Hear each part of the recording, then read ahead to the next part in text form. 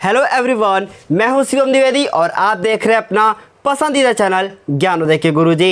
इस वीडियो में आज हम लोग क्या बात करने वाले हैं, सुनिएगा ध्यान से। इस वीडियो में आज हम लोग बात करने वाले हैं मनुष्य के पाचन तंत्र के बारे में। जी हाँ, इस वीडियो में आज हम लोग मनुष्य के पाचन के बारे में बात करने वाले हैं। मनुष्य में पाचन की क्रिया किस प्रकार से होती है, मनुष्य अपना पोषण किस प्रकार से करता है, इन सभी की जानकारी आज की इस वीडियो में हम लोग करने वाले हैं। तो अगर अभी तक आपने वीडियो को लाइक नहीं किया है तो वीडियो को लाइक कर दीजिएगा।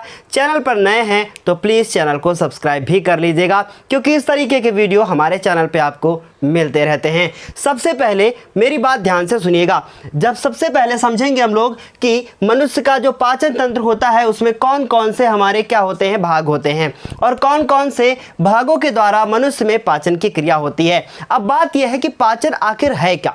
जब किसी जटिल पदार्थ को सरल पदार्थ में तोड़ा जाता है तो इस प्रक्रिया को हम लोग पाचन कहते हैं।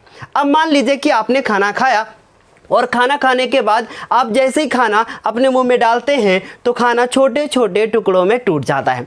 उन छोटे छोटे टुकड़ों में टूटने की जो प्रक्रिया है, बस वहीं से पाचन की क्रिया शुरू हो जाएगी। जी हाँ, वहीं से पाचन की क्रिया शुरू हो जाएगी। इसका मतलब भोजन का चबाना, उसे निगलना और शरीर से बाहर निकालना, ये सारा क्या कहलाता है, पाचन कहलाता है। अब इस पाचन में कौन कौन से भाग होते हैं और शरीर का कौन सा हिस्सा, कौन सा भाग पाचन में सहायक होता है, ये बहुत जानना जरूरी है। सुनिएगा ध्यान से, सुनिए मेरी बात को। देखिए, सबसे पहले पाचन की क्रिया आहार नाल द्वारा होती है। किसके द्वारा होती है? आहार नाल। अब आप सोच रहे होंगे कि आहार नाल यहाँ से लेकर केवल यहाँ तक होती है। जी नहीं, आहार नाल यहाँ से लेकर बिल्कुल नीचे तक होती है। कहने का मतलब खाना जब तक शरीर में रहता है, जिस भाग में रहता है उसे आहार नाल ही कहते हैं। आप यहाँ देख सकते हैं कि मुंह से लेकर ये नीचे जो आपको एनल कैनाल दिख रही है, ये आपका जो जिसे हम लोग क्या कहते हैं, बहुत ध्यान से सुनिएगा, गुदा कहते हैं। और मुख से लेकर गुदा तक, जहाँ तक ये पूरा रास्ता है,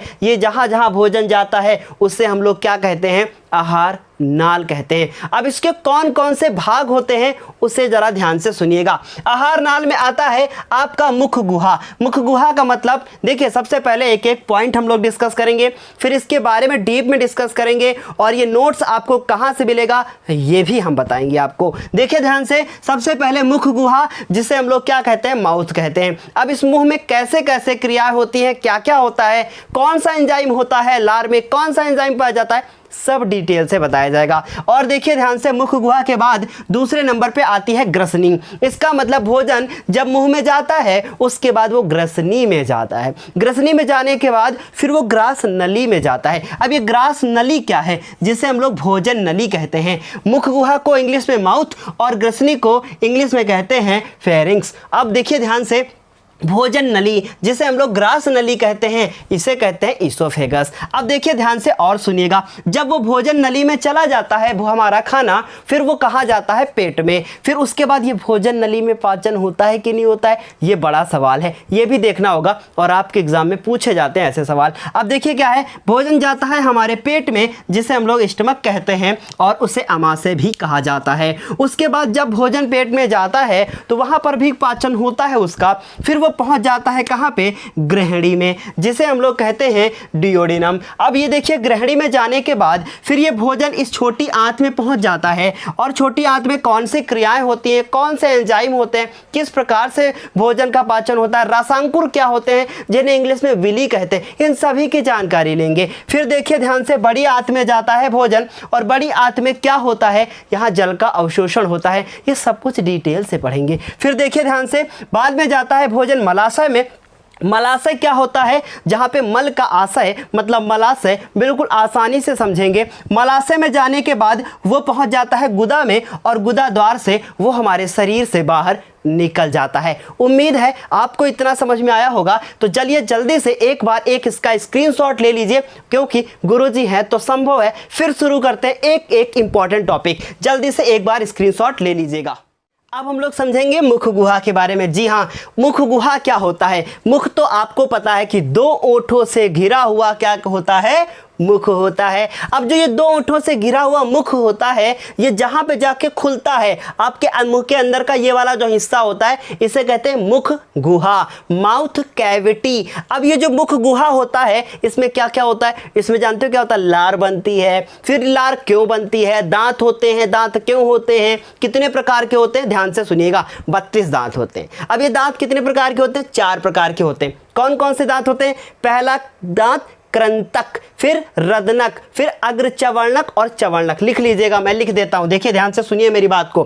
क्या लिखा मैंने कि कृंतक, फिर क्या लिखा मैंने? रदनक, फिर अग्रचवर्णक और उसके बाद चवर्णक। अब मान लो पेपर में आपके आ गया कि कौन से दांत कितने कितने होते हैं, तो ध्यान से सुनिएगा। 2 जबड़े होते हैं, एक ऊपर का एक नीचे का। ऊपर वाले और नीचे वाले जबड़े अलग अलग जबड़े होते हैं। अब एक जबड़े में कितने कृंतक कितने रदनक नहीं याद आपको, तो आप एक फॉर्मूला याद कर लीजिए, जो कि मैं अगली क्लास में डिटेल से डिस्कस करूंगा। ICPM मोदी। जी हाँ, इंसीजर जिसे कहते हैं कृंतक, सीजर जिसे कहते हैं रदनक, अग्रचवर्णक मतलब प्री अग्र मतलब होता प्री मोलर, और ये एम से मोलर। ICPM मोदी याद हो गया। आप देखो इसे कब आपने देखा मोदी को? 21:23 पे। जी हाँ, 2 1 2 3। देखिए 2 जोड़ी इंसीजर, 1 जोड़ी सीजर, और उसके बाद 2 जोड़ी प्रीमोलर और 3 जोड़ी मोलर। अब बताओ, याद करने की जरूरत है? इसको रटने की जरूरत है? नहीं। ICPM मोदी बन गया, फॉर्मूला याद हो गया। इस तरीके से हम कह सकते हैं कि मनुष्य के जो दांत होते हैं वो 4 प्रकार के होते हैं। पहला कृंतक, दूसरा रदनक, तीसरा अग्रचवर्णक और चौथा चवर्णक। समझ में आई बात? अब देखो, जैसे ही हम लोग खाना खाते हैं वो हमारे मुख में जाता है। मुख में क्या होता है? सलाइवा, जैसे हिंदी में क्या कहते हैं? लार। अभी लार जो होता है, लार में एक एंजाइम पाया जाता है। वैसे तो बहुत सारे पाए जाते हैं, पर अभी आपको इतना ही जानना है कि लार में एंजाइम पाया जाता है। वो कौन सा होता है? हमारा होता है टाइलिन। और डाई स्टेज भी पाया जाता है, पर टाइलिन सुनिए, लार में टाइलिन एंजाइम पाया जाता है। एंजाइम क्या होता है? ये एक तरीके का लिक्विड, आप समझ लीजिए अभी एंजाइम, फिर आगे आप डिटेल में पढ़ोगे। एंजाइम पाया जाता है जो स्टार्च का पाचन करता है। अब इसे स्टार्च को हम लोग मंड भी कहते हैं हिंदी में शुद्ध। अब मेरी बात ध्यान से सुनिएगा। अब आपने देखा होगा कि कभी कभी आप छोले भटूरे खाने बैठते हो और मम्मी कहते हैं कि नहीं भाई, ज़्यादा भटूरे मत खाना, वरना आपका पेट ना पचा नहीं पाएगा। क्यों नहीं पचा पाएगा? क्योंकि जब आप एक तरफ मैदा रख दीजिए और एक तरफ आप आटा रख दीजिए, मैदे की रोटी खाओगे, 4-5 रोटी खा लिया, पेट एकदम फूल गया। क्यों फूल गया? क्योंकि वो पेट ना आपका मैदा पचा नहीं पा रहा है। तो क्यों नहीं पचा पा रहा है? क्योंकि उसका जो ऊपर का छिलका होता है ना, गेहूं के ऊपर का जिससे मैदा बनता है, वो तो छिलका तो पूरी तरीके से निकल चुका था। अब वो छिलका जब पूरी तरीके से निकल चुका है, तो इसका मतलब उसमें केवल अंदर का भाग बचा है। इस वजह से वो जल्दी नहीं पच पाता। जबकि जो रोटी होती है, आप अपने आटे को कितना भी साफ कर दीजिए, पर कहीं ना कहीं छिलका रह ही जाता है, तो इसलिए वो रोटी जल्दी से पच जाती है। तो इसलिए मेरी बात ध्यान से सुनिएगा, जो लोग बहुत ज़्यादा आटे को साफ करके खाते हैं वो जल्दी से अपने भोजन को पचा नहीं पाते हैं। यदि आपने आटे को, गेहूं को पिसवा लिया है और आटा बनवा लिया है, थोड़ा सा सफाई कर दीजिए, लेकिन ज़्यादा सफाई मत कीजिए, वरना वो देर से पचेगा पेट में। आई बात समझ में? इस तरीके से हम कह सकते हैं कि लार में टाइलिन एंजाइम पाया जाता है जो स्टार्च का पाचन करता है। अब आपने मुंह को तो समझ लिया। अब मुंह में क्या बताया मैंने? लार जो होती है, लार बनती है जिसे सलाइवा कहते हैं। सलाइवा, अब मुंह से खाना कहाँ जाएगा? अब मुंह से आगे बढ़ेगा खाना, आगे बढ़ेगा तो कहाँ जाएगा? अब मुंह के बाद जैसे ही मुख गुहा में जाता है खाना, और उसके बाद वो मुख गुहा जिस हिस्से में खुलता है उसे ग्रसनी कहते हैं। उसे क्या कहते हैं? ग्रसनी कहते हैं। तो अभी समझेंगे हम लोग, ध्यान से पहले इसका स्क्रीनशॉट ले लीजिए और कॉपी पे नोट कर लीजिए। अब बात करते हैं हम ग्रसनी की, जिसे इंग्लिश में कहते हैं फेरिंग्स। अब बहुत ध्यान से मेरी बात को सुनिएगा। जैसे ही भोजन हमारे मुंह में जाता है, वो मुख गुहा में जाता है, फिर वो भोजन ग्रसनी में पहुंचता है। ग्रसनी मुख का वह भाग होती है, बहुत ध्यान से सुनिएगा, ग्रसनी मुख का वह भाग होती है जिससे श्वास नली और भोजन नली दोनों जुड़ी हुई होती हैं। इसका मतलब अगर आपसे कोई क्वेश्चन पूछे कि शरीर का वो कौन सा हिस्सा है जहाँ पे भोजन और श्वास दोनों चीज़ एक जगह पर ही मिलती हैं, तो वो होती है ग्रसनी। अब आपके मन में ये सवाल जरूर आया होगा कि भोजन को कैसे पता चलता है कि मुझे भोजन नली में जाना है, वो श्वास नली में क्यों नहीं चला जाता? तो सुनिएगा, वो श्वास नली में भी जाता है, लेकिन जैसे ही श्वास नली में वो एंट्री करता है ना, नीचे से पेट के नीचे यहाँ पर लगा होता है डायाफ्राम। अब वो खट खट ऊपर भेज देता है भोजन को, और जैसे कहते हैं पहुँच गए वहाँ, चलो अभी वापस जाओ। तो इसका मतलब वो भोजन आपको ना बहुत तेज से हिचकी आ जाती है। ऐसा होता है ना, क्योंकि आप ख्यालों में खोए होते हैं, कुछ और सोच रहे होते हैं और भोजन चला जाता है श्वास नली में। तो इसलिए क्या है, वो ब्रेन जो हमारा होता है वही पूरा क्या करता है, मेंटेन करता है सारी चीज़ों को। तो ध्यान से सुनिएगा। अब फेरिंग्स मतलब कि वो ग्रसनी, अब वो क्या होता है, बहुत ध्यान से सुनिएगा। वो जो फेरिंग्स होती है, जो ग्रसनी होती है, उसी में श्वास नली, उसी में हमारी भोजन नली होती है, लेकिन उसके ऊपर एक छोटी सी प्लेट लगी होती है। अब वो प्लेट क्या कहलाती है, तालू कहलाती है। ध्यान से सुनिएगा। जैसे कि आपने पुराने जमाने के ट्रैक्टर देखे होंगे कि वो साइलेंसर होता है, उसके ऊपर ठुक ठुक ऐसा ऐसा लगा रहता है, बस उसी तरीके से वो तालू लगी रहती है। अब वो क्या करती है, भोजन को कहाँ भेजेगी, सुनिएगा ध्यान से, भोजन को कहाँ भेजेगी, भोजन को भेजेगी भोजन नली में। तो पहले ग्रसनी होती क्या है, कहाँ होती है, चलिए पढ़ लेते हैं। देखिए ध्यान से, मुख गुहा का पिछला हिस्सा ग्रसनी कहलाता है। इसका मतलब मुख गुहा जहां से खत्म, वहां से ग्रसनी चालू, बस यहां ग्रसनी हो गई। अब इसी के पास देखिए क्या है, ग्रसनी में के अंदर एक छिद्र होता है जिसे क्या कहते हैं, निगल द्वार कहते हैं। क्या कहते हैं, निगल द्वार, मतलब निकल जा, खत्म, खाली हो, ठीक है। अभी देखो, निगल द्वार कहते हैं। ग्रसनी के पास ग्रास नली और घाटी द्वार होता है। इस घाटी द्वार को अंग्रेजी में कहते हैं, जानते हैं क्या कहते हैं, ग्लॉटिस। अब देखिए ध्यान से, और ग्रास नली को अंग्रेजी में कहते हैं इसोफेगस, इसोफेगस कहते हैं। फिर देखिए, घाटी द्वार के पास एक मुलायम तालु लटका होता है जिसे युवला या एपिग्लॉटिस कहते हैं। घाटी द्वार को कहते हैं ग्लॉटिस, और उसे कहते हैं जो लटका हुआ होता है, जो बताता है, जैसे कि मान लीजिए बीच में है, वैसे समझो बीच में है, इधर नली है कौन सी, भोजन वाली, इधर नली है कौन सी, श्वास वाली, बीच में वो लटका है, श्वास लेंगे उसमें पहुंचा देंगे श्वास को, वो उसका जो है मुख बंद कर देगा। अब अगर वो भोजन लेना चाहता है तो वो भोजन वाली नली को खुला रखेगा और श्वास वाली नली को बंद कर देगा। आई बात समझ में? तो इसका मतलब सारा रोल किसका है, एपिग्लॉटिस का। और एपिग्लॉटिस को मेंटेन कौन रखता है, कौन उसको जो है सिग्नल भेजता है कि खाने को कहाँ जाना है, हमारा ब्रेन। और ब्रेन में अगर मान लो तुम्हारे कोई और बैठा है, तुम कहीं और ख्यालों में खोए, तो फिर वो ब्रेन क्या करेगा, अब वो खाना भेजना था भोजन नली में, पहुंच गया श्वास नली में, आई हिचकी, खाना फट से बाहर और नाक वाक से छी, चावल वाल निकल गए। भाई यही होता है इसमें। फिर देखो क्या है कि जीभ के अंतिम सिरे पर निगल द्वार के आसपास दो फूले हुए भाग होते हैं, यहाँ पर जिन्हें हम टॉन्सिल्स कहते हैं। अब देखा होगा कभी कभी ऐसे फूल जाते हैं ना, घेंघा जैसा हो गया एकदम, तो क्या कहते हैं, जिन्हें टॉन्सिल्स कहते हैं। अब इतनी बात आपको अच्छे से समझ में आ गई होगी। 1 मिनट का रिवीजन फिर से देखो। हम लोग भोजन लेंगे, कहाँ जाएगा, मुख में, मुख में भोजन पहुंच गया। अब मुख में जाएगा तो वो दांतों के द्वारा चबाया जाएगा, मतलब पाचन वहीं से शुरू। क्यों? क्योंकि ये जो प्रक्रिया होती है ना, वो रासायनिक भी है। क्योंकि रासायनिक क्यों है, क्योंकि इसमें एंजाइम है, वही तो पाचन कर रहे हैं। लेकिन अगर दांत नहीं होंगे तो उनको पीसेगा कौन, समझ में आई बात? तो इसलिए पहले दांतों में पाचन वो शुरू हो जाता है, फिर उसके बाद टाइलिन एंजाइम मिलता है। तो हमारी जो लार होती है, कम से कम एक दिन में 1.5 लीटर लार बनती है। सलाइवा एक दिन में 1.5 लीटर बनता है मनुष्य में, और ये बनना जरूरी है। अगर ये नहीं बनेगा तो भोजन का पाचन ढंग से नहीं हो पाएगा। तो देखिए क्या है, मुख गुहा का पिछला हिस्सा ग्रसनी कहलाता है। ग्रसनी में एक छिद्र होता है जिसे निगल द्वार कहते हैं, और निगल द्वार के पास में ही क्या होता है, घाटी द्वार होता है। घाटी द्वार के पास एक मुलायम तालु लटका होता है जो क्या करता है, जो बताएगा कि भोजन को कहाँ जाना है, और जिसे हम लोग क्या कहते हैं, एपिग्लॉटिस कहते हैं। जीभ के अंतिम सिरे पर 2 उभरे हुए भाग होते हैं। यहाँ जहाँ से जीभ जो होती है ना, जहाँ पे अंत होगा जीभ का, उसके पास में 2 उभरे हुए भाग होते हैं, जिन्हें हम लोग कहते हैं क्या, जिन्हें हम कहते हैं टॉन्सिल्स। समझ में आया? अब ग्रसनी तो हो गया। अब ग्रसनी के बाद फिर ये खाना कहाँ पहुँचता है, फिर ये पहुँचता है ग्रास नली में। अब ये ग्रास नली क्या होती है, पहले समझा देते हैं या फिर लिख दिया जाए। तो पहले बोर्ड पे लिख देते हैं, जल्दी से आप लोग इसका स्क्रीनशॉट ले लीजिए। अब बात करते हैं ग्रास नली की। अब ये ग्रास नली क्या होती है, मेरी बात ध्यान से सुनिएगा। ग्रास नली जिसे इंग्लिश में कहते हैं इसोफेगस, लेकिन ग्रास नली बड़ा कठिन जो है हमारा शब्द है, तो इसको याद कीजिएगा आप लोग, भोजन नली। ग्रास नली मतलब भोजन नली। ये क्या होती है, बहुत ध्यान से सुनिएगा। अब ध्यान से सुनिएगा मेरी बात को। अब भोजन तो कहाँ पहुंच गया था, ग्रसनी में। ग्रसनी से कौन जुड़ा होता है, ग्रास नली, और ग्रास नली आगे जुड़ जाती है हमारे पेट से। इसका मतलब ये ग्रसनी, ये पेट, बीच में एक नली होती है जिसे कहते हैं ग्रास नली। इस ग्रास नली की बहुत बड़ी खासियत है।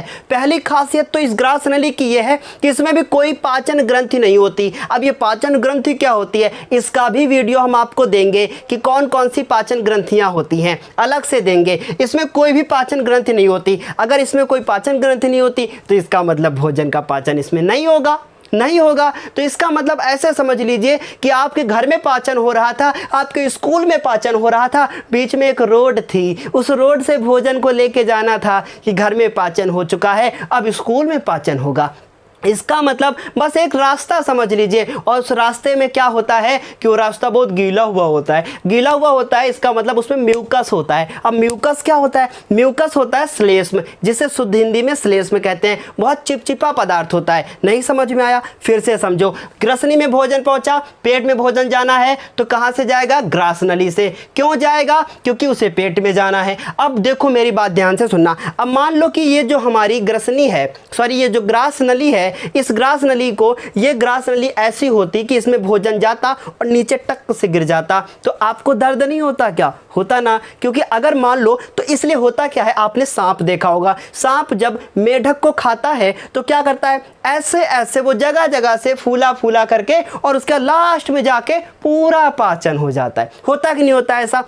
बस ठीक इसी प्रकार जब हम लोग खाना खाते हैं तो आगे तो होती है श्वास नली, जस्ट इसके पीछे क्या होती है, ग्रास नली। वही चीज मैंने लिखा है, देखो क्या लिखा, यह 25 सेंटीमीटर लंबी होती है, मतलब वही एक जो आपकी नॉर्मल स्केल होती है उससे थोड़ा ज्यादा। फिर क्या कह रहे हैं, श्वास नली के पीछे स्थित होती है। इसका मतलब जो आगे श्वास नली और पीछे ग्रास नली, उसी को भोजन नली कहते हैं। फिर देखो क्या कह रहे हैं, ये अमाशय। अमाशय क्या है, अमाशय है हमारा पेट। अब देखिए यह अमाशय में खुलती है, इसमें क्रमानुकुचन गति होती है। अब यही तो समझाना था, ये वो गति होती है जो क्या होती है, ऐसे ऐसे हो, मतलब इसमें ऐसे ऐसे गति होती है। ऐसे ऐसे क्यों होती है, ताकि भोजन आराम से जाए। वरना आपने खाया, ग्रसनी में गया और टक से नीचे पेट में गिरा तो दर्द नहीं होगा क्या, और अगर दर्द होगा तो फिर आपको जो है प्रॉब्लम होगी कि नहीं। इसलिए इसमें कौन सी गति होती है, क्रमानुकुचन। अब इसको कहते क्या है, बहुत ध्यान से सुनिएगा। ये गति जैसे मान लो पेपर में आता है, ये बहुत पेपर में आता है, पूछा जाता है ये गति कौन सी गति होती है, तो याद रखिएगा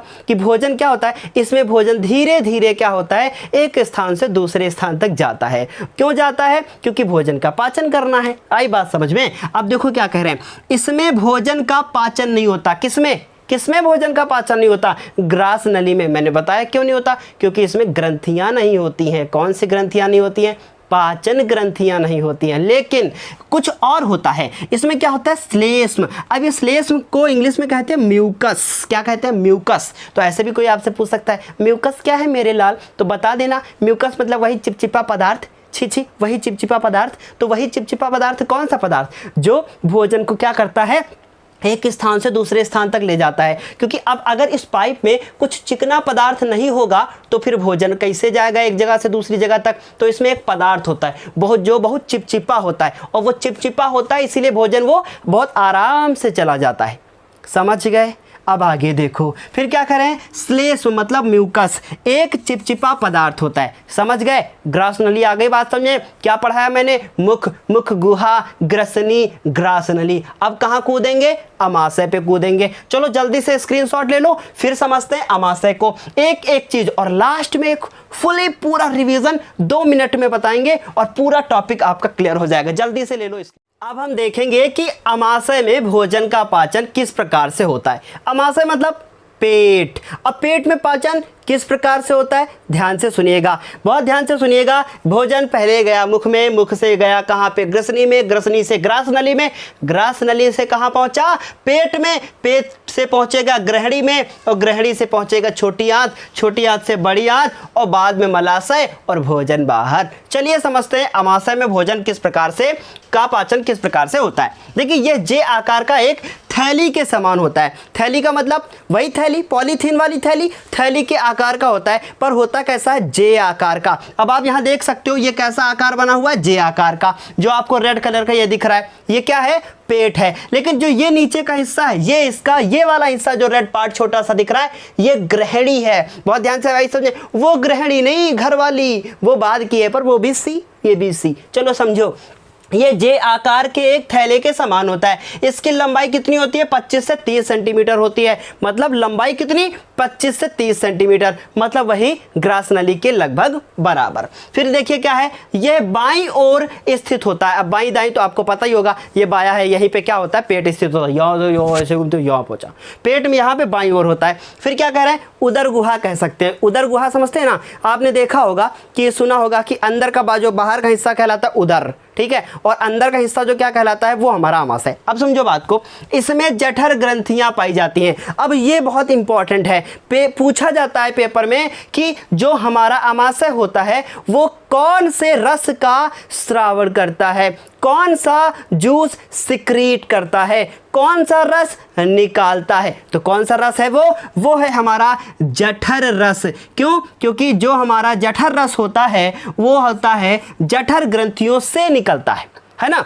जठर ग्रंथियों को अंग्रेजी में कहते हैं गैस्ट्रिक क्या, ग्लैंड्स, है ना। आई बात समझ में, जठर ग्रंथियां पाई जाती है जो जठर रस मतलब गैस्ट्रिक जूस का क्या करती हैं, सिक्रीट करती हैं, उनका सिक्रीशन करती हैं। ठीक, फिर बात ध्यान से समझिएगा, समझ में आ गया। जे आकार का होता है, शरीर में बाईं ओर होता है, 25 से 30 सेंटीमीटर लंबा होता है, ठीक है। ये जठर रस का क्या करता है, वो निकालता है जठर रस को, जठर रस का स्रावण करता है। और उसके बाद ये क्या करता है, जठर रस 3 टाइप का होता है, होता तो बहुत टाइप का है पर यहाँ पे हमें 3 समझना है। तो देखिए क्या है, 3 जठर रस। जठर रस में क्या क्या होता है, HCl होता है। अब आप सोच रहे हो अच्छा सर जी पेट में भी HCl होता है, जी हाँ, पेट में भी HCl होता है। अब ये पेट में HCl क्यों होता है, अब आपने खाना खा तो लिया, वो खाने का पाचन कौन करेगा, HCl करेगा। कैसे करेगा, अब आप सोच रहे हो अच्छा सर ये HCl हमारे पेट को क्या कोई नुकसान नहीं पहुंचाता, पहुंचाता है। ये जब आप ज़्यादा खा लेते हो ना तो पेट में HCl की मात्रा बहुत ज़्यादा हो जाती है। फिर आप क्या करते हो, HCl को हटाने के लिए आप क्या करते हो, इनो पी लेते हो। इनो में क्षार होता है, फिर वहाँ उदासीनीकरण अभिक्रिया हो जाती है, पहुँच गए केमिस्ट्री में। नहीं नहीं नहीं, मुझे अपनी बायोलॉजी में रहना है। पेट में HCl होता है, लेकिन ये पेट में HCl पेट को नुकसान ना पहुंचाए। पेट का मतलब स्टमक, मतलब हम लोग केवल अमाशय की बात कर रहे हैं, इसमें ही की बात कर रहे हैं। अब इसमें HCl होता है जो भोजन का पाचन करता है, लेकिन ये जो स्टमक होता है पेट, इसके अंदर की जो दीवारें होती हैं उसके अंदर एक चिपचिपा पदार्थ भर रखा होता है, जिसकी वजह से HCl इन दीवारों को नुकसान नहीं पहुंचा पाता। और जब ज़्यादा खा लेते हैं तो HCl ज़्यादा हो जाता है, तो फिर वो चिपचिपा पदार्थ भी काम नहीं कर पाता। उस चिपचिपे पदार्थ का एक नाम है, उसे कहते हैं म्यूकस। वो म्यूकस क्या है, श्लेष्म है। उम्मीद है आपको बेहतर समझ में आ रहा होगा। अब बात समझ में आ गई कि पेट में पाया जाता है HCl, जिसे शुद्ध हिंदी में कहते हैं हाइड्रोक्लोरिक अम्ल, लिख लीजिएगा रेड लाइन के ऊपर, और पाया जाता है श्लेष्म में। अब HCl क्या करता है, भोजन का पाचन करता है। बात समझ में आ गई। श्लेष्म में क्या करता है, लिखेंगे ना, इसके नीचे आप लिखेंगे HCl भोजन के पाचन में सहायक है। फिर उसके बाद लिखेंगे आप श्लेष्म क्या है, ये अमाशय की आंतरिक दीवारों की रक्षा करता है। किससे रक्षा करता है, HCl अम्ल से। मतलब ये भी जरूरी और ये भी जरूरी, पर ये इतना खतरनाक है, इतना खतरनाक है, इसी वजह से श्लेष्म कहता है भैया तुम रहो, हमें बुरा नहीं लगता, पर मुझे भी रहने दो, वरना तुम मेरे पेट को खराब कर दोगे। आई बात समझ में। फिर अब ये पेप्सिन क्या है, पेप्सिन का पा और पा से प्रोटीन, प्रोटीन के पाचन में सहायक है कौन, पेप्सिन। आई बात समझ में। तो ये हो गया आपका पेप्सिन। क्लियर है ना, इतना समझ में आई बात कि जे आकार का होता है, 25 से 30 सेंटीमीटर इसकी लंबाई होती है। फिर क्या होता है, इसकी चौड़ाई 7 से 10 होती है, देखिए ध्यान से। फिर क्या लिखा है, ये बाईं ओर होता है। बाईं ओर होने के बाद फिर क्या होता है, इसमें जठर ग्रंथियां पाई जाती हैं। जठर ग्रंथियां क्या करती हैं, जठर रस का स्रावण करती हैं। फिर वो जठर रस कितने टाइप में है, HCl, पेप्सिन और श्लेष्म। HCl क्या है, भोजन पचाएगा, पेप्सिन क्या करेगा, प्रोटीन पचाएगा। और श्लेष्म में क्या है, वो श्लेष्म में क्या करेगा, वो आंतरिक दीवारों की रक्षा करते हैं। एक और पाया जाता है लाइपेज, मैं बता दूं, लेकिन वो छोटे बच्चों में प्रोटीन मतलब जो हमारी फैट होती है, सॉरी प्रोटीन नहीं, फैट जो होती है उसको पचाने में मदद करता है। कौन, लाइपेज। इसलिए छोटे बच्चे जो होते हैं वो ज़्यादातर दूध ही पीते रहते हैं, इस वजह से उनके पेट में फैट बहुत ज़्यादा हो जाता है। अब वो फैट मतलब क्या है कि वो जो दूध में घी होता है, फिर उसका पाचन करने के लिए लाइपेज एंजाइम काम आता है, क्योंकि वसा का पाचन लाइपेज करता है। लिख लीजिएगा रेड लाइन के ऊपर कि वसा के पाचन में लाइपेज सहायक होता है। उम्मीद है इतनी आप बात समझ गए होंगे। अब सोच रहे होंगे कि जठर रस आखिर क्यों होता है। ये बचाता है भोजन को, तो भोजन पचाएगा। भोजन का संग्रह कौन करेगा, ये हमारा पेट, क्योंकि ये संग्रह नहीं करेगा तो फिर भोजन खाएंगे भट्ट से बाहर। ठीक है, हाई बात समझ में। अब लेई जैसा क्या होता है, ये पतला बना देता है। कौन, अमाशय। ये लेई जैसा बना देता है भोजन को। खाया इतना बड़ा लड्डू, पेट में गया चिपचिपा हो गया, है ना, बात समझाई। फिर उसके बाद देखो ये जीवाणुओं का क्या करता है, नाश करता है।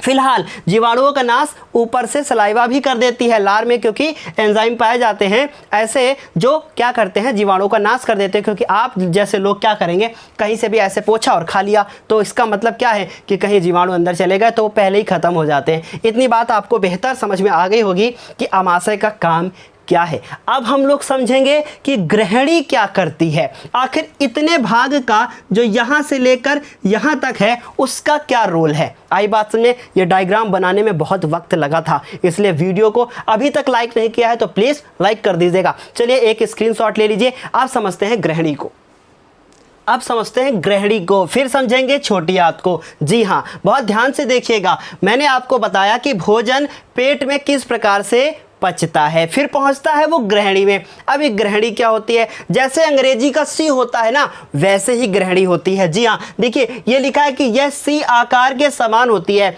इसकी लंबाई लगभग 25 सेंटीमीटर होती है। मतलब ये जो आप देख रहे हैं ये घूमी हुई, ये 25 सेंटीमीटर लंबाई की होती है। अब बहुत ध्यान से कुछ जानकारी और दे दें। देखिए ध्यान से, ये पेट है, पेट से ये जुड़ा हुआ कौन है, ये ग्रहणी है। ग्रहणी के जस्ट बगल में यहाँ देखिए जो मैंने ब्लैक कलर का बना रखा है, लगभग ये पीले रंग का होता है और जिसे हम लोग कहते हैं पैंक्रियाज, और ये हिंदी में कहलाता है अग्नाशय। अग्नाशय का काम क्या होता है, ये कुछ अग्नाशयी रस जो है वो स्रावित करता है और स्रावित करने के बाद इसी ग्रहणी में उठा के डाल देता है। इसी प्रकार ये जो ग्रीन कलर का दिख रहा है यह है हमारा क्या, पित्ताशय। अब ये पित्ताशय क्या होता है, ये ऊपर बना है, ये जो है ब्लू कलर का हमारा क्या, बहुत ध्यान से सुनिएगा, ऊपर बना हुआ है हमारा ब्लू कलर का यकृत। यकृत को इंग्लिश में कहते हैं लीवर। लीवर क्या करता है, पित्त रस का श्रावण करता है, मतलब बाइल जूस का सिक्रेशन करता है। बाइल जूस जब सिक्रेट होता है तो वो पहुंचता है ब्लैडर में, जिसे हम लोग क्या कहते हैं, पित्ताशय कहते हैं। और ये जो गाल ब्लैडर आप यहाँ देख रहे हैं जिसे पित्ताशय कहते हैं,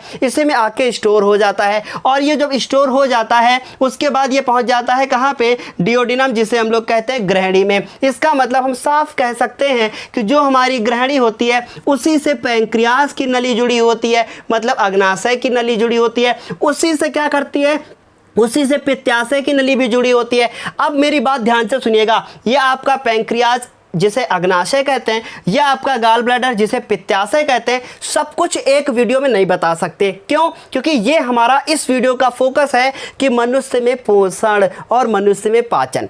पर ये क्या है, पित्ताशय और अग्नाशय, ये सब हम अगले वीडियो में डिस्कस करेंगे, जिस वीडियो का टाइटल होगा पाचक ग्रंथियां। जरूर देखिएगा, 1-2 दिन में बिल्कुल आ जाएगा। अब देखिए ध्यान से, पित्ताशय ये सब समझ गए आप ना, समझ गए, अब पढ़ लेते हैं। देखिए इसकी लंबाई 25 सेंटीमीटर होती है। यकृत से पित्त नली, अब यकृत से क्या होता है, पित्त नली निकलती है। अब ये पित्त, अगर मान लो किसी का ये पित्त खराब हो जाए, क्योंकि इसके पित्त में जब क्या होता है, ये बहुत ज़्यादा कंसंट्रेट हो जाता है, क्योंकि जब पित्तरस बहुत ज़्यादा कंसंट्रेट हो जाता है, बहुत ज़्यादा गाढ़ा हो जाता है, तो इसके अंदर स्टोन बन जाता है। और अगर इसके अंदर स्टोन बन जाता है तो कहते हैं कि पित्त की थैली में स्टोन बन गया है। और पित्त की थैली में जब स्टोन बन जाता है तो इसका ऑपरेशन हो जाता है और ये थैली हटा दी जाती है। मतलब कहने का मतलब ये है कि ये थैली पूरी तरीके से ख़राब हो जाती है, तो इसमें पित्तरस नहीं बनेगा। और पित्तरस नहीं बनेगा तो आप कोई चिकना पदार्थ नहीं खा सकते हो। क्यों? क्योंकि फैट का फिर ये क्या करेगा, पाचन नहीं करेगा। आई बात समझ में? इस वजह से ये बनना बहुत ज़्यादा ज़रूरी है। ये नहीं बनेगा आपका जीवन बेकार। इसलिए बेकार क्योंकि आप कुछ फैटी खा नहीं सकते हो, ना तो आप तेल का कुछ खा सकते हो, ना तो आप कुछ जो है कोई चिकना पदार्थ और खा सकते हो। इसलिए ये बहुत ज़्यादा ज़रूरी है। मैं कहाँ था, मैं था कि यकृत से पित्त नली और अग्नाशय नली, ये अग्नाशय जो नली होता है इससे निकलते हैं कुछ अग्नाशयी रस, जिसे हम लोग कहते हैं कि जो पैंक्रियाज से हमारे जूस निकलते हैं, इनका कुछ स्पेशली नाम है अग्नाशयी रस, इसको शुद्ध हिंदी में कहते हैं। अब ये जो निकलते हैं ये आके कहाँ जुड़ जाते हैं, इसी ग्रहणी में। देखिए क्या लिखा है, ग्रहणी वास्तव में छोटी आंत का भाग होती है। जी हाँ, ये जो आपको ये देख रहे हैं आप, ये जो रेड कलर की बनी हुई है ये हमारी छोटी आंत है, इसी से जुड़ी हुई थी ग्रहणी, तो इसका लगभग उसी का भाग होती है। समझ गए? तो ग्रहणी भी समझ में आ गया होगा। ग्रहणी में क्या होता है, इसमें कोई भी पाचक ग्रंथि नहीं पाई जाती। ध्यान से सुनिएगा, ग्रहणी में कोई भी पाचक ग्रंथि नहीं पाई जाती। ग्रहणी में पाई जाती है श्लेष्म ग्रंथियां। श्लेष्म ग्रंथियां क्या होती हैं, जिन्हें म्यूकस ग्रंथियां कहते हैं, म्यूकस ग्लैंड कहते हैं। वो करती क्या है, ये चिकने चिकने पदार्थ को श्रावण करती रहती हैं, उनको श्रावित करती रहती हैं, और श्रावित अगर करती रहेंगी तो भोजन का आराम से खिसकना चालू रहेगा। अगर नहीं मिलेगा इनको तेल पानी तो कैसे खिसकेंगे भाई, ये समझ रहे हैं ना। तो इस तरीके से ये हमारी ग्रहणी भी समझ में आ गई होगी। अब पहुँचते हैं हम लोग कहाँ पे, डियोडिनम समझ लिया। अब छोटी आंत, छोटी आंत वास्तव में छोटी आंत बहुत बड़ी होती है। हमारा जो पूरा आहार नाल होता है, जो हमारा पूरा एलिमेंट्री कैनाल होता है, वो लगभग होता है 8 से लेकर 10 मीटर लंबा। लेकिन 8 से 10 मीटर लंबे में 6 से 7 मीटर केवल यही होती है। कौन? ये छोटी आंत। मतलब छोटी आंत इतनी बड़ी, पर इसका साइज ऐसे लंबाई में बड़ी होती है, पर इसकी जो चौड़ाई होती है वो बहुत कम होती है। इसका मतलब नाम कैसे रखा गया, नाम जानते हो कैसे रखा गया? नाम रखा गया इसके डायमीटर के हिसाब से, इसकी मोटाई के हिसाब से, इसकी चौड़ाई के हिसाब से। इसकी चौड़ाई कम होती है इसलिए इसका नाम छोटी आंत रखा गया। समझ गए? इसका मतलब छोटी, अगर आपसे कोई पूछे किसकी लंबाई ज़्यादा होती है, छोटी आंत की बड़ी आंत की, तो आप क्या बताओगे? छोटी आंत की लंबाई बहुत बड़ी होती है। समझ गए? तो आप समझ गए ना। अब आप बताइए, वीडियो अच्छा लग रहा है ना? अभी तक लाइक नहीं किया है तो लाइक कीजिएगा, साथ ही साथ लोगों को इसको शेयर कर दीजिए, फैल जाइए बच्चों के पास, ऐसा कि बिल्कुल अच्छे से बच्चे इसको समझ पाएं। समझ में आ रही बात? तो ये हमारी छोटी आंत हो गई। अब छोटी आंत अभी खत्म कहाँ हुआ, अभी तो शुरू हुआ है। आगे देखो क्या है, फिर लिखा है यह लगभग 6 से 7 मीटर लंबी होती है, मतलब 6 से 7। और इतनी लंबी होगी तो हम तो भी इतने लंबे नहीं होते, हम भी तो इतने लंबे नहीं हैं। तो इसका मतलब ये फिर कुंडली की अवस्था में जैसे कॉइल लपेटी होती है, कैसे हीटर में, वैसे ही लपेटी हमारे पेट के जो नीचे हिस्से में पड़ी रहती है। समझ रहे हैं ना बात को? इसीलिए जब किसी का एक्सीडेंट हो जाता है, पेट ऐसे मान लो निकल गया, फट गया, तो सब कुछ बाहर आ जाता है। क्लियर है ना? सबको समझ आ गया? अभी देखो क्या है, इसलिए यह कुंडली अवस्था में होती है। इसमें अधिकतर भाग में रसांकुर पाए जाते हैं। ये अंडरलाइन कीजिएगा, ये क्वेश्चन पेपर में आता है, बहुत कंपटीशन लेवल में भी पूछा जाता है कि रसांकुर क्या है। इंग्लिश में इसे विली कहते हैं। ये उंगली के आकार की जो संरचनाएं होती हैं, कहाँ होती हैं? छोटी आंत के अंदर की सतह पर। अब मान लीजिए कि ये छोटी आंत है, तो छोटी आंत के अंदर की जो सतह होगी, इसके अंदर छोटी छोटी ये रसांकुर पाए जाएंगे। रसांकुर, समझ रहे ना? रसांकुर। अब ये रसांकुर क्या करते हैं? ये रसांकुर बहुत बड़ा रोल अदा करते हैं। देखिए क्या करते हैं, देखिए रसांकुर पाए जाते हैं। इंग्लिश में इसे कहते हैं विली, विली, VILLI, VILLI। रसांकुर पाए जाते हैं जो भोजन के पाचन और अवशोषण में सहायक हैं। ये भोजन का पाचन करेंगे, साथ ही साथ भोजन का अवशोषण भी करेंगे। पाचन भी करेंगे, अवशोषण भी करेंगे। अब आप सोच रहे होंगे अच्छा भोजन का पचा भी देंगे और भोजन को खींच भी लेंगे, अवशोषित भी कर लेंगे। जी हाँ, इसी से ब्लड वेसल्स जुड़ी होती है। किससे? विली से। आप सोच रहे हो ब्लड वेसल, सर जी हिंदी में बताओ ना। सर जी देखो हिंदी में बताते हैं, ब्लड वेसल्स को कहते हैं रक्त वाहिनियाँ, कहते हैं रक्त वाहिनियाँ। रक्त वाहिनियों से कौन जुड़ा होता है? ये हमारे कौन जुड़े होते हैं? विली जुड़ी होती है, जिन्हें हम लोग कहते हैं रसांकुर। अब ये रसांकुर, इनसे ब्लड वेसल्स जुड़ी होती है, और इनसे जब ब्लड वेसल्स जुड़ी होती हैं, इसी वजह से जो भोजन का पाचन होता है, कहाँ पे सबसे ज़्यादा भोजन का पाचन कहाँ होता है? छोटी आंत में। छोटी आंत बहुत बड़ी होती है और ज़्यादातर हमारे पेट में भोजन कहाँ अधिक समय तक कहाँ रहेगा? छोटी आंत में। अब सोचो, रात का खाया सुबह तक छोटी आंत में घूम रहा है।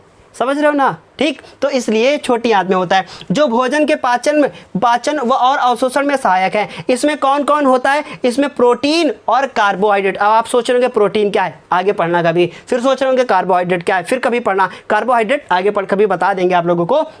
आदि का पाचन हो जाता है। प्रोटीन का पाचन कहाँ होगा? कहाँ होगा? छोटी आंत में।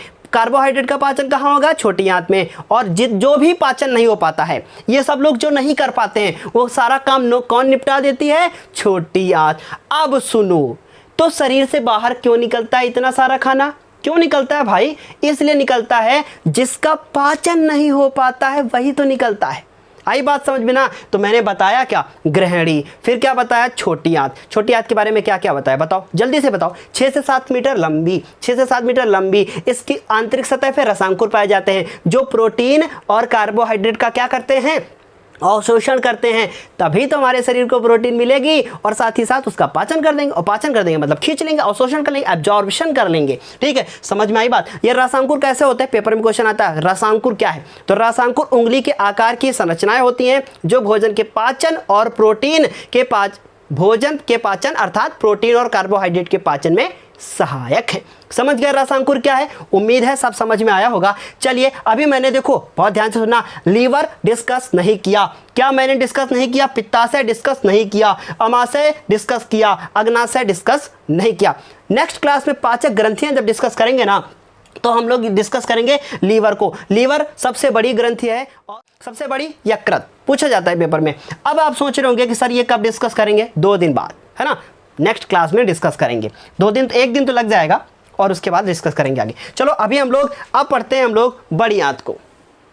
अब बात करते हैं हम बड़ी आंत की, जिसे कहते हैं, क्या कहते हैं, उसे कहते हैं बृहदांत्र। कितना कठिन नाम है, बहुत ध्यान से सुनो। कहने को है बड़ी आंत, पर वास्तव में छोटी होती है। बड़ी कौन होती है, छोटी आंत, मतलब जस्ट अपोजिट। अब देखिए मेरी बात ध्यान से सुनिए, बड़ी आंत का नाम बड़ी जानते कैसे पड़ा, जैसे बड़ी का चाची। कैसे, क्या कह रहे हैं, देखो बड़ी आंत का नाम इसलिए बड़ा पड़ा क्योंकि ये चौड़ी ज़्यादा होती है, ये ज़्यादा चौड़ी होती है। अब बहुत ध्यान से और सुनिएगा, जो ये तुम्हारी बड़ी आंत होती है ना, ये वास्तव में बहुत ज़्यादा क्या होती है, चौड़ी। इसीलिए कहते हैं कि बड़ी आंत क्या है, बहुत ज़्यादा चौड़ी है, और यही वजह है कि इसका नाम बड़ी आंत पड़ा। अब देखो जरा ध्यान से क्या होता है, ये अधिक चौड़ी होती है। कितनी चौड़ी होती है, लगभग 4.7 मीटर, इतनी ज़्यादा चौड़ी होती है। उसके बाद देखो और लिखा है कि इसकी लंबाई कितनी होती है, 1.5 मीटर, और छोटी आंत की 6 से 7 मीटर। जाहिर सी बात है कि बड़ी है। फिर देखिए ध्यान से क्या है, इसमें शेष भोजन, इसका मतलब जो भोजन मुख से नहीं पचा था और जो भोजन पेट से नहीं पचा था, जो भोजन हमारा छोटी आंत से नहीं पचा था, वो भोजन कहाँ पचेगा,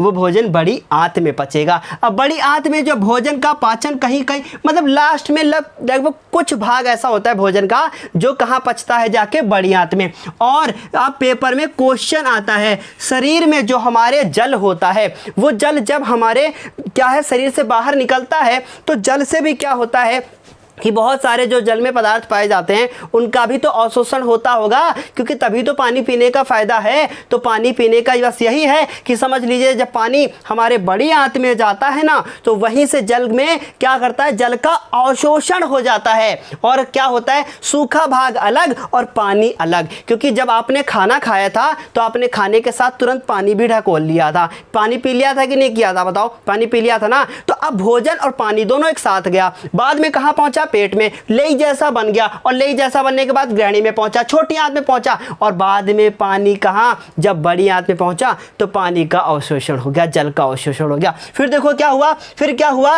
कि छोटी आंत और बड़ी आंत की संधि, संधि का मतलब होता है मिलना, जहां पे छोटी आंत का अंत होता है और बड़ी आंत की वहां से शुरुआत हो जाएगी, और उसको कहते हैं सीकम। इसका मतलब इस भाग को हम लोग कहेंगे सीकम। इसका नाम हिंदी में बहुत कठिन है, इसलिए इसे सीकम याद कीजिएगा। क्या कहते हैं, सीकम कहते हैं। बात समझ में आ गई। तो बड़ी आंत तो समझ में आ गई, बड़ी आंत कहने का बड़ी है क्या, चौड़ी है क्या, छोटी, समझ गए। फिर क्या हुआ, इसमें होता क्या है, इसमें होता है जल का अवशोषण। पेपर में क्वेश्चन आता है कि जल का अवशोषण शरीर के किस भाग से ज़्यादा होता है, तो किस भाग से ज़्यादा होता है, हमारी आंत से। कौन सी आंत से, बड़ी आंत से। क्लियर, अब समझो। अब देखो आगे समझेगा मलाशय, इसके बारे में तो कौन नहीं जानता।